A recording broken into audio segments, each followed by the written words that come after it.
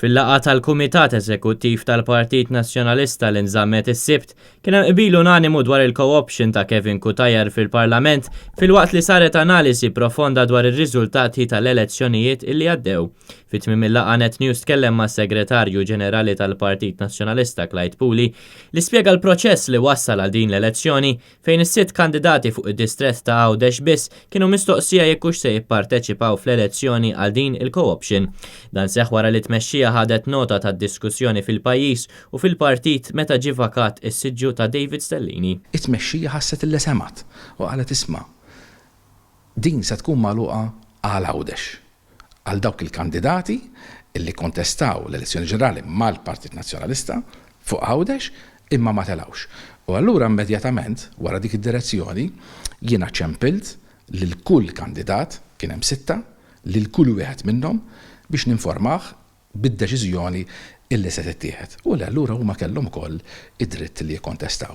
Imma fl-istess ħin tlabtom informazzjoni biex jgħiduli jekk huma hux beħsiebhom jinkontestaw. Ovvjament da assolutament kontra kif ġie interpretat ma jfisser illi jien ħeġġiġt lil xi ħadd biex joħroġ jew ma joħroġ. Dika kienet spin illi sfortunatament ingħatat fil-medja miżinterpretazzjoni illi ovvjament ma tagħmilx ġustizzja mal-fatti kif ġraw. Clyde Puli qal li bħala Segretarju Ġenerali fil-ġranet illi għaddew ċempel biex jinforma lis-sitt kandidati u talabhom biex jinformaw lil partit jekk minħabba li żviluppi ġodda kienux se jkunu qed jibdlu l-pożizzjoni tagħhom ta' interess f'din l-elezzjoni.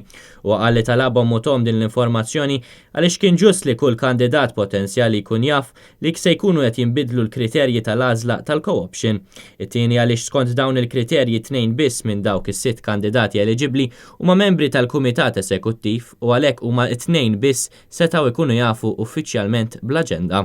It-tielet għaliex sa dak il-ħin kien hemm kandidati li meta mistoqsija mill-medja ma eskludewx li jistgħu jkunu interessati jikkontestaw l-elezzjoni interna. Ir-raba għaliex jekk xi kandidati ieħor minn barra Kevin Kutajer juri interess, iridu bil-forsi siru l-preparazzjonijiet loġistiċi għal elezzjoni interna. Clyde Puli kundanna l-ispin li ngħatat minn xi wħud li kien qed jiġi mbuttat xi kandidat jew ieħor għaliex dan ma kienx minnu tant li l-kandidati nfushom ħarġu jgidbu rapport f'dan is-sens. Clyde Puli faħħar id-deċiżjoni tal-kandidati kollha li jirrinunzjaw għad-dritt tagħhom li jikkandidaw ruhom biex Kevin Kutajer ma jiġix ikkontestat.